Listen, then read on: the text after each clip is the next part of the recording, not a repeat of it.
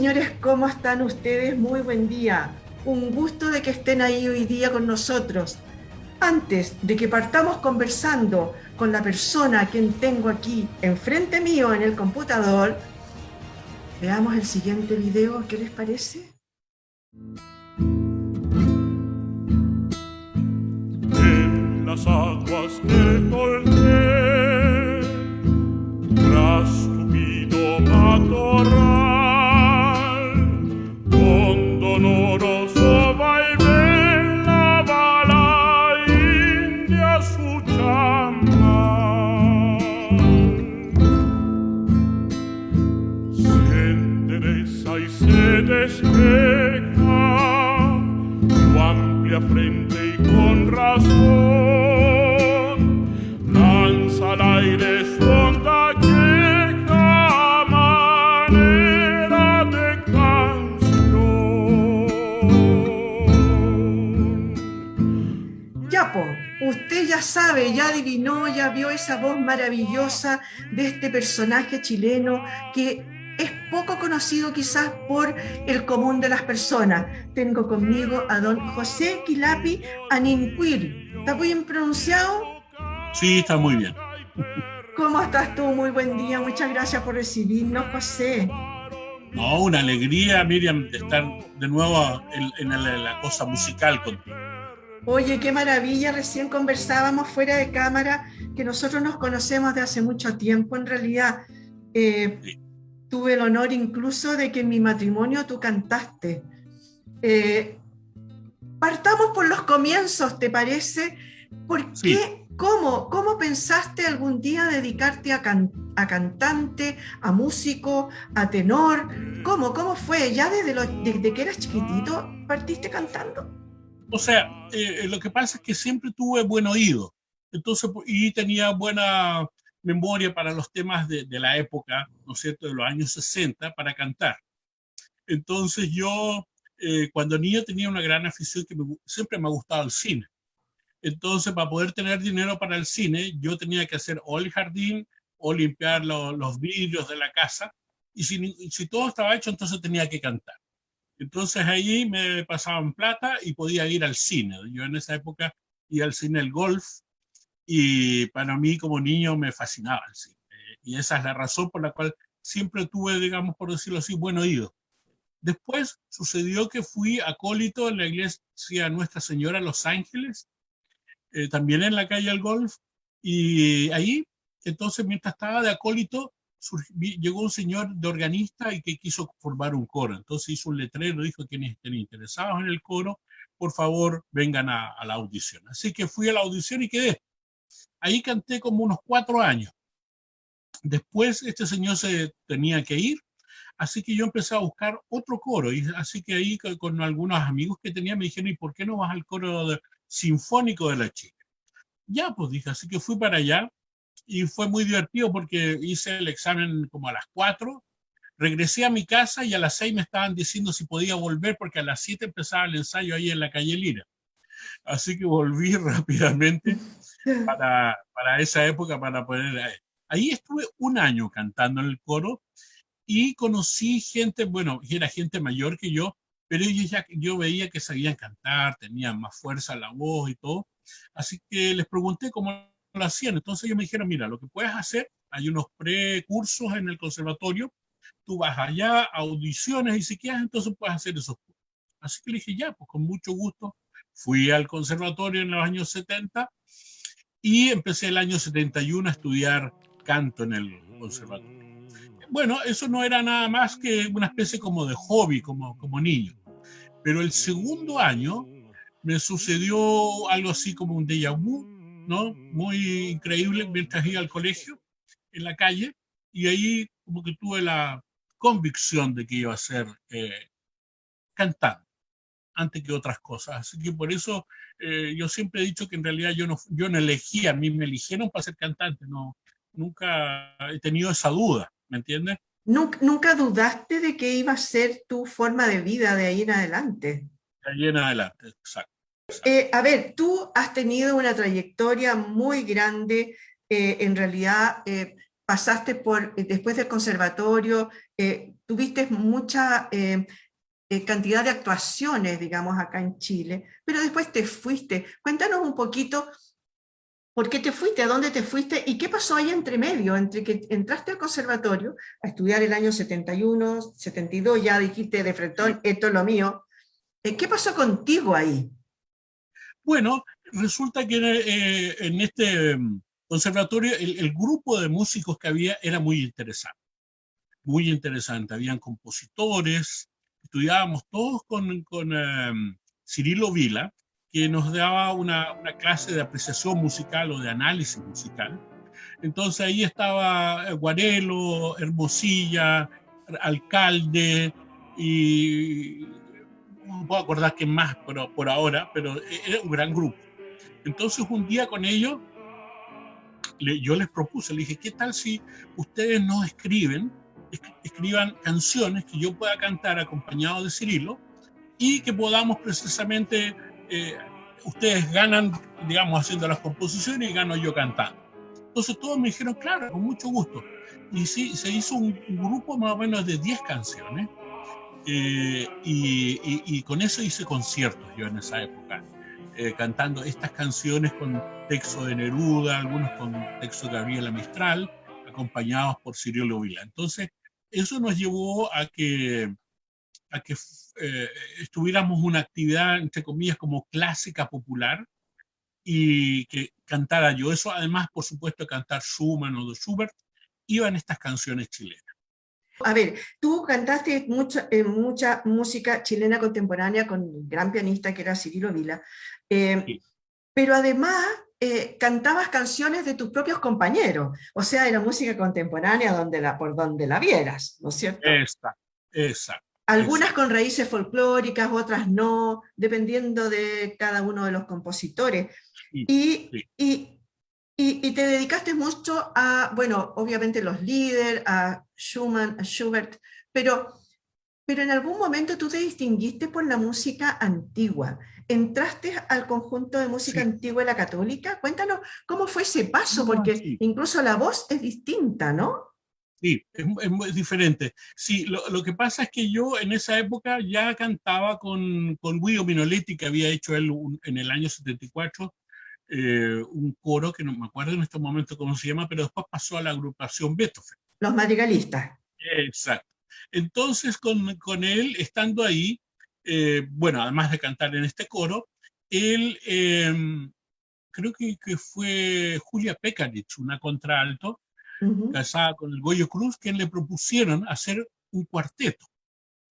Y a Guido Menoletti le encantó, porque en realidad, si ya podía tener un cuarteto, digamos, de vocal, más Uh-huh. que él tocaba viola da gamba, podíamos tener otro que tuviera teclado o espineta, por ejemplo, o flautas dulces, y ahí creció este conjunto que se llamó ProArt, con diferentes músicos que tocaban instrumentos antiguos y con nosotros cantando como cuarteto. Y fue muy bonito porque era un repertorio que indudablemente Guido Minoletti conocía muy bien, y incluso a mí durante un año me estuvo enseñando viola da gamba, me prestaba su viola para que yo estudiara, qué sé yo, pero yo ya estaba grande, entonces ya no tenía la misma facilidad en los dedos. Así que, pero también estudié 3 años en la CE Occidente flauta dulce, así que ya conozco todo lo que era la flauta dulce. Además, ese fue un año muy rico porque fue un año de mucho hacer música. Sí, en Eso realidad fue. yo también tengo bellos recuerdos de esa época. Claro que ahí yo, entre que cantaba un poco y en realidad tocaba más bien el clavecín, que era era mi fuerte en ese momento. Oye, pasemos ahora a ver cómo decidiste irte a Alemania. Es un salto muy grande, sabía y alemán, ¿por qué decidiste irte para allá? Ahora, yo sé que allá estuviste con una cantidad de personas, de grandes profesores, de grandes cantantes, de grandes directores. ¿Cómo fue tu época en Alemania? Bueno, primero de acá yo siempre tuve por decirlo así, uno de mis sueños precisamente desde niño, y es porque tenía yo unos vecinos de donde yo vivía que eran profesores de Deutsche Schule. Entonces estos profesores siempre después en el almuerzo en la tarde siempre me llevaban a su casa porque como mi madre trabajaba, entonces yo estaba solo. Entonces me llamaban a su casa y yo jugaba con los juguetes de su hijo, que era mayor que yo, y entonces siempre vi cuadros alemanes. Ellos habían traído toda una casa alemana a Chile ahí, entonces era como entrar a Alemania. Escuché siempre el idioma. Entonces siempre dije, escucha, si yo hago un viaje, quiero ir a Berlín. ¿Ya? Así que sucedió que en el año 77 trabajé para Tomás Vidiella, ahí en el Teatro Hollywood, para hacer la ópera de los 3 centavos, precisamente. Ya. Y él me pagó bastante bien. Entonces, con ese dinero me pudo pagar el pasaje para ir el año 78, en enero del 78, a Alemania, que era mi meta, y aproveché allá de poder audicionar para una beca para estudiar canto. Así que a principios del 79 ya me dijeron, sí, usted ya puede quedar. Y por eso me fui el año 79 a estudiar Alemania canto, que era o sea, yo ya sabía cantar bien el Lied, el Schumann y todo, pero aquí existía la posibilidad de hacerlo, pero con la gente. Entonces, por eso fui allá en la a cuna estudiar. misma, en la Sí, cuna claro, misma te fuiste, ¿no? exacto, y esa era mi meta. Oye, desmiénteme, a lo mejor estoy equivocada. Tú tuviste ocasión de trabajar con Dietrich Fischer-Dieskau, Sí. con von Karajan, con Harnoncourt, con Pierre Boulez. O sea, ¿cómo fue ese cambio tan notorio de acá, de Chile, a irte a la cuna misma del canto, ¿no? Bueno, tú sabes que el tiempo te da más posibilidades de análisis. La cosa es que yo iba con mucha fe, eso lo tengo que, era así, y cada vez que pude estudiar, hice diferentes cursos así de fin de semana o de una semana en diferentes partes de Alemania. O sea, me preparé bien para poder ingresar al conservatorio. En este caso, la Musikhochschule de Berlín, HDK se llama. Y en este conservatorio, como estaba en esa época todavía el muro, llegaba precisamente los grandes artistas, por decirlo así, llegaban ahí a hacer clases. Y sucedió esta vez que Dieskau ofreció dar por primera vez clases en Berlín, pagados todos, por supuesto, por el gobierno federal. Y sucedió que él dijo, bueno, vamos a hacer 10 cupos, 6 para el resto de Alemania y 4 para Berlín. Así que íbamos todavía a audicionar. Y quedó la crema, en realidad. O sea, quedé la crema porque ahí dejé la crema porque la gente de ahí me empezó a envidiar. Porque todos estaban seguros que los 4 puestos eran para los alemanes de ahí de Berlín, ¿no? Y los otros fueron por diferentes partes de Alemania. Entonces ellos ya habían concursado en sus respectivos pueblos o ciudades, ¿no? A llegar ahí. Entonces ser uno de los 4 elegí era lo máximo. Así que cuando me eligió, quedó la crema.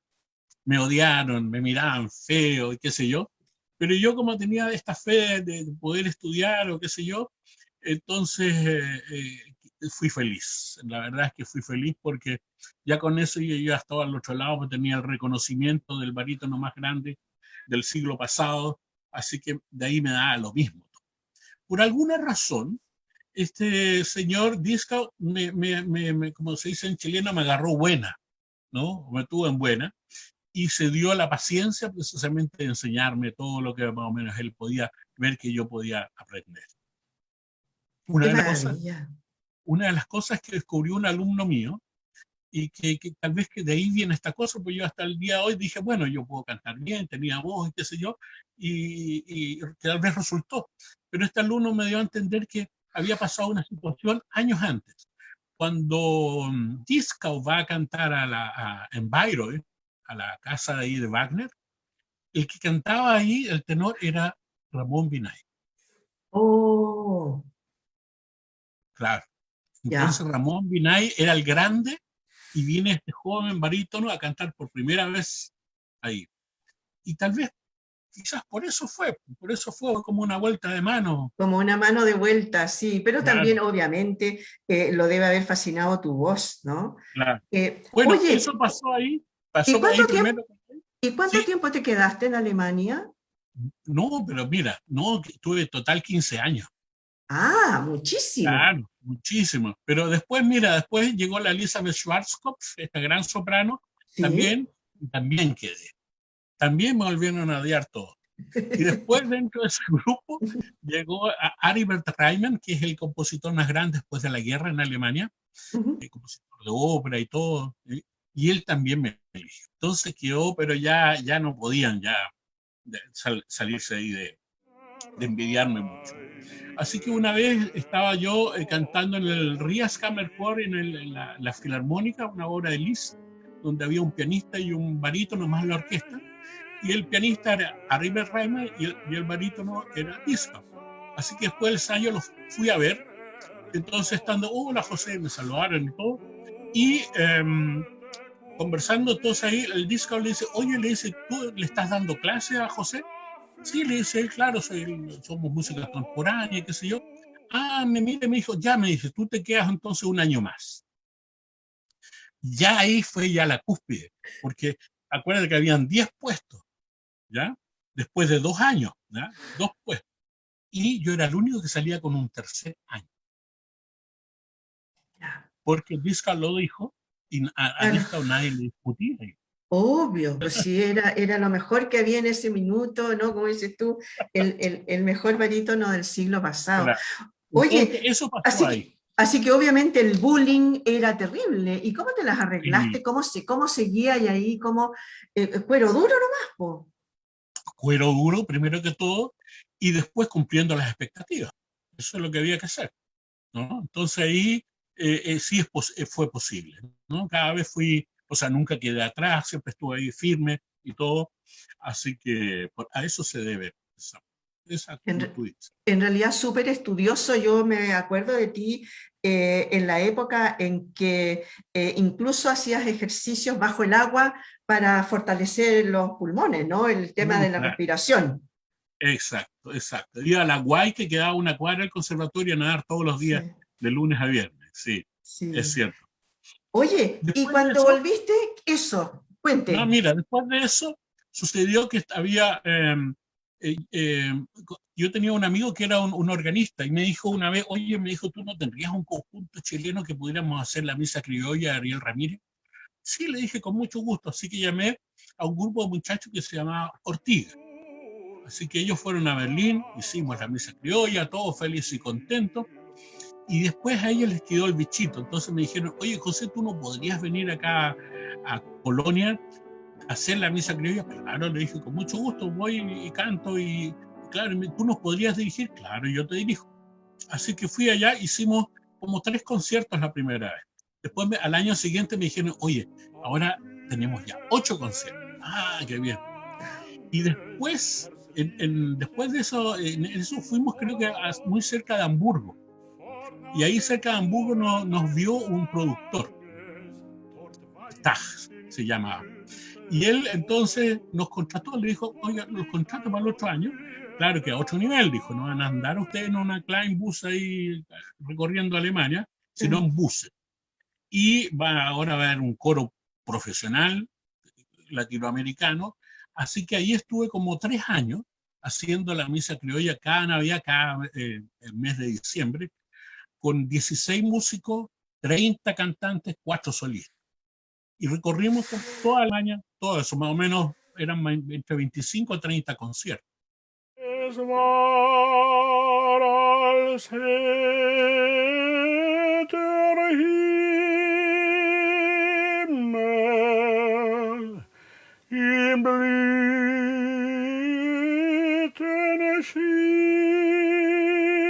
Schimmer die Erde still geküsst.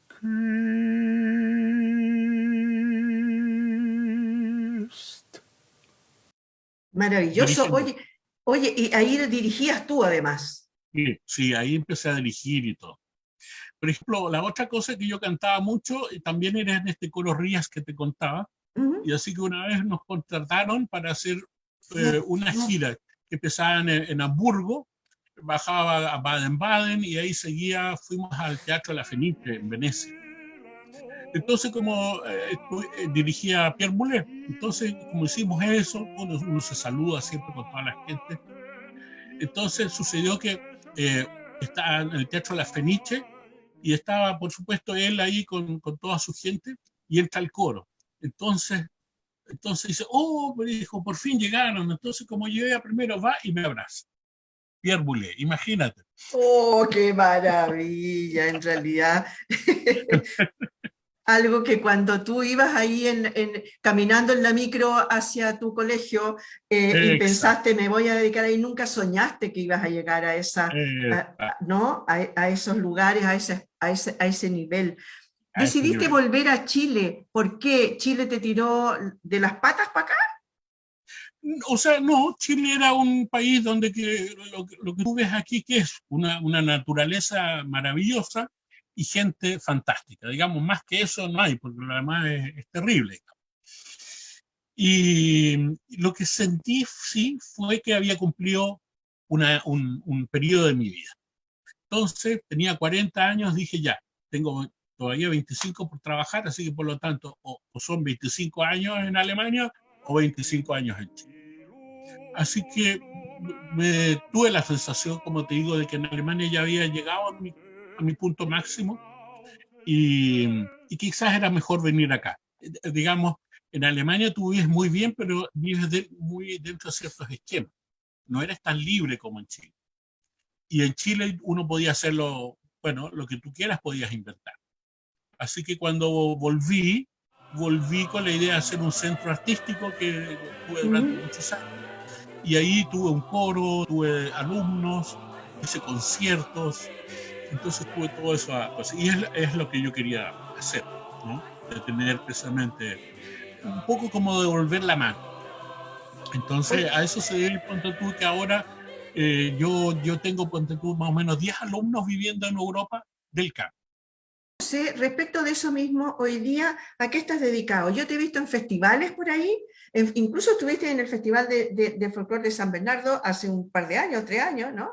Sí, sí. Y también sigues haciendo clases y también de repente vas a hacer clases a Europa todavía. Sí, o sea, estuve durante 5 años haciéndolo, pero ¿te acuerdas que hubo en el 2010 una crisis y ahí en la crisis la gente se guarda? Entonces, levantar todo eso después era más difícil, porque allá tenía un par de alumnos que precisamente me ayudaban a hacer eso, y después como que ya no lo hicimos más porque me fui fijando que yo ganaba, iba para ganar dinero y que lo pasaba bien, pero me perdía todos los veranos.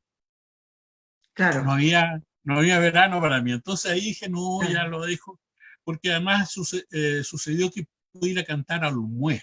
Entonces me dijeron, lo contratamos para Olmué para una de las aperturas, así que ahí yo dije ya. Entonces quiere decir que esta es la decisión. Por eso te explicaba de esto del déjà vu y cómo yo me voy guiando en realidad, no por mi ambición, o sea, por supuesto tengo una ambición, pero hay ciertas cosas que son otros los que me guían. Oye, ¿a qué estás dedicado hoy y cuál ambición te llega, te viene, cuál es tu futuro? ¿En qué estás hoy día? Ah, bueno, yo me dedico hoy en día por ejemplo, bueno, claro, estamos en pandemia, pero lo que sigue firme son las clases y descubriendo nuevos alumnos. Yo descubro ahora nuevos alumnos, entonces trato de que rápidamente aprendan y puedan, en lo posible, salir a estudiar afuera. Porque realmente afuera está la infraestructura para estudiar. Digamos. No sé si tú sabes, pero en Santiago ya se acabó la parte de ópera. Sí. O sea, hay escuelas de canto y todo, pero no tienen una cosa de ópera. Entonces eso es una pena, porque en realidad los músicos o los cantantes chilenos no se pueden desarrollar. Entonces lo mejor que pueden hacer es salir a desarrollarse afuera con una base técnica, pero afuera y no acá. Así que esa es una parte. Después he tenido varios coros, intertanto, y así que con ellos hago diferentes músicas. Por ejemplo, tenía un coro en la Clínica Las Condes donde hacíamos los típicos clásicos, Händel, ¿no es cierto?, Bach, qué sé yo. Pero también desde hace un tiempo me he dedicado a hacer coros mapuches. ya sea con gente mapuche o chilenos que les interesa el Mapudungun. Entonces con ellos también he hecho cosas en Mapudungun, mostrando precisamente nuestra cultura mapuche. Sí, ahí yo he visto cosas muy interesantes, trabajos que has hecho incluso últimamente, pero sigues cantando, sigues absolutamente vigente, obviamente, Sí, pero estás cantando ahora cada vez menos. es por las circunstancias, en realidad no, yo Ya. cantaría más, pero a la gente, mira, me sucedió que en uno de esos viajes cuando ya estaba acá volví y hice el ciclo de Schumann, el Amores del Poeta, que son como 20 canciones, hay que hacerlo de memoria y toda la cosa. Y yo lo organicé en el Goethe Institut. La cosa es Ujú. que finalmente me di cuenta que los únicos que vinieron fueron mis amigos y no había más que hacer. ¿Por qué? Porque, bueno, el lead dentro de todos estos años que hemos ido perdiendo la cultura, ya no es interesante para los jóvenes como era antes. Entonces ya no le interesa. Entonces esa es una de las cosas en las cuales tú ves que la cultura va cayendo, porque eh, normalmente, por ejemplo, uno en Alemania canta mucho más. Indudablemente que ellos cantan su cultura, qué sé yo, pero aquí no, sé como que ya se está perdiendo. Ahora el lead no es importante, sino es más importante la ópera, entonces todos cantan las cosas famosas de óperas, siendo que es una parte de la ópera ínfima. La ópera es mucho más amplia, mucho más compleja. No tiene nada que ver con andar gritando, ¿no? Es todo un cultivo de la voz y de la emoción, así como un gran actor. Yo creo que también ahí, bueno, mucho debe ser porque incluso la asignatura de música en los colegios ahora es opcional. No cualquiera, no todos, digamos, acceden ni siquiera a ese tipo de enseñanza, ¿no? De educación. Claro. Así que también puede ser por eso que la música haya ido perdiendo, la música mal llamada clásica, haya ido perdiendo adeptos en este momento, ¿no? En Chile. Sí, sí, eso es una gran pena. Y esta es muy fuerte, ¿eh? Es muy fuerte esa cosa. Me acuerdo que una vez hizo un fondar para hacer 10 conciertos en toda la región de Santiago. Y el tema era, la música mapuche en la música chilena, con todos los ejemplos posibles. Y me lo rechazaron porque no contaban que era importante. Entonces ahí tú dices, chupaya, está bien. No vieron eso, así Claro. que no, ese es el país, por eso te decía, ese es el país donde vivimos. No hay gente que entienda lo. Exactamente, Entonces de ahí, lo que es supremamente valorado fuera, acá ni siquiera sabemos que existe. claro. Entonces de ahí me dediqué, hice, por ejemplo, hice de mi discografía, por ejemplo, hice uno con todos estos temas de cuando éramos alumnos. Fue una de las primeras cosas. Después hice uno con puras tonadas chilenas. Después hice otro disco con todo lo que nosotros conocemos como la nueva canción chilena, ¿no? Ujú. Después hice uno con, con todo lo que tiene que ver con las décimas, de cómo aparecen en Chile las décimas, cómo aparecen los cantores, cuáles eran los temas que se cantaba, y todo un disco como ejemplo para eso. Después hice uno de Navidad, con todas las cosas. Después estuve haciendo uno con Joaquín Bello, con temas de amor que él había escrito Ah, y que también hice.